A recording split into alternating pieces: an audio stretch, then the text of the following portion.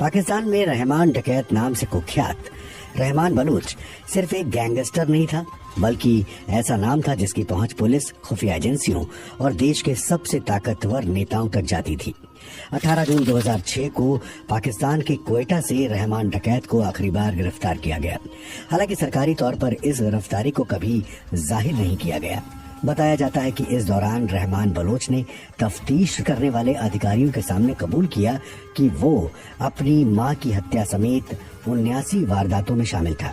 BBC news Urdu को Rahman Bloch पर मिली तफ्तीश रिपोर्ट बेहद खुफिया सरकारी दस्तावेज थी, जो केवल उसके अपराध ही उजागर नहीं करती बल्कि राजनीति अपराध के गठजोड़ को भी जाहिर करती है। इस रिपोर्ट में इस बात का जिक्र है कि कैसे 13 साल की उम्र में अपराध की शुरुआत करके रहमान बलोच अंडरवर्ल्ड डॉन बन गया। इस दौरान कैसे उसने बड़े बड़े नेताओं, जातीय संगठनों और बिजनेसमैन से संबंध बनाए। कराची बंदरगाह के दोनों ओर अलग अलग दुनिया आबाद है। इस बंदरगाह के दूसरी तरफ जिन्ना रोड के पीछे लियारी है, गरीबी के साथ बेरोजगारी के माहौल में बनने वाला अपराध का गढ़। इसी लियारी को धुरंधर फिल्म में दिखाया गया है। वैसे दिलचस्प है कि इसी लियारी से जुल्फिकार अली भुट्टो और उनकी बेटी बेनजीर भुट्टो प्रधानमंत्री पद तक पहुंचे, तो वहीं बाबू डकैत और रहमान बलोच अपराध की दुनिया में शीर्ष तक पहुंचे। पाकिस्तान सरकार के दस्तावेजों के मुताबिक अब्दुल रहमान या रहमान डकैत का जन्म 1976 में दाद मोहम्मद उर्फ दादल के घर हुआ। रहमान की मां दादल की दूसरी बीवी थी।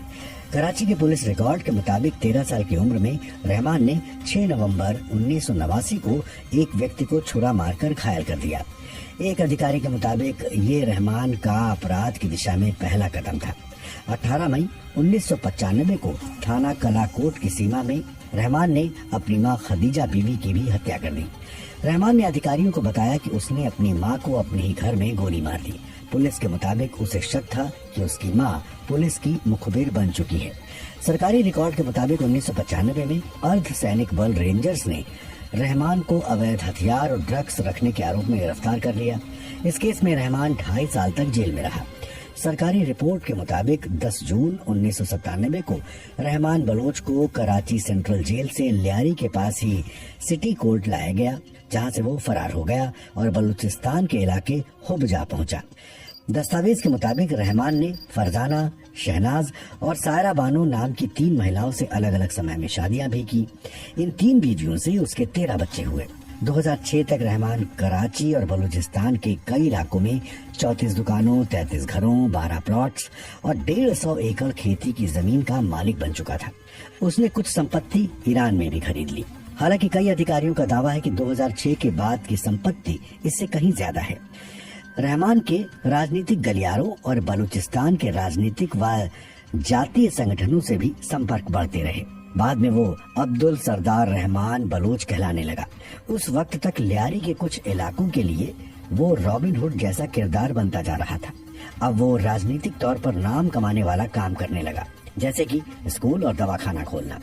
बीबीसी को मिली बेहद खुफिया रिपोर्ट से पता चलता है कि गोपनीय जानकारी मिलने पर 18 जून 2006 को चौधरी असलम के नेतृत्व में लियारी टास्क फोर्स ने क्वेटा के सैटेलाइट टाउन में रहमान के उस खुफिया अड्डे पर अचानक छापा मारा। धुरंधर फिल्म में चौधरी असलम का किरदार संजय दत्त ने निभाया है। छापे के दौरान गिरफ्तारी से बचने के लिए छत से कूदकर भागने की कोशिश में रहमान की टांग टूट गई। एक सूत्र के मुताबिक घायल रहमान को दबोच लिया गया, मगर ये गिरफ्तारी कभी सरकारी रिकॉर्ड पर दिखाई नहीं गई। इसके बाद रहमान को जिस जगह पर रखा गया वहां से वो फरार हो गया। राजनीतिक पहुंच, गैंगवार की कई घटनाओं के बाद ऑन रिकॉर्ड रहमान डकैत की मौत के बारे में कराची पुलिस की सरकारी विज्ञप्ति 10 अगस्त 2009 के सभी अखबारों में छपी। विज्ञप्ति में कहा गया कि रहमान हत्या और फिरौती के लिए अपहरण के 80 से ज्यादा वारदातों में वांटेड था। कराची पुलिस के प्रमुख ने भी कहा कि रहमान का मारा जाना कराची पुलिस की एक बहुत बड़ी कामयाबी है। जिस ऑपरेशन में रहमान मारा गया उसकी कमान चौधरी असलम के हाथ में थी। बाद में इस पुलिस मुठभेड़ को अदालत में चुनौती दी गई। सरदार अब्दुल रहमान बलोच कहें या रहमान डकैत के एनकाउंटर के 5 साल बाद जनवरी 2014 में चौधरी असलम तालिबान के आत्मघाती दस्ते के शिकार बने।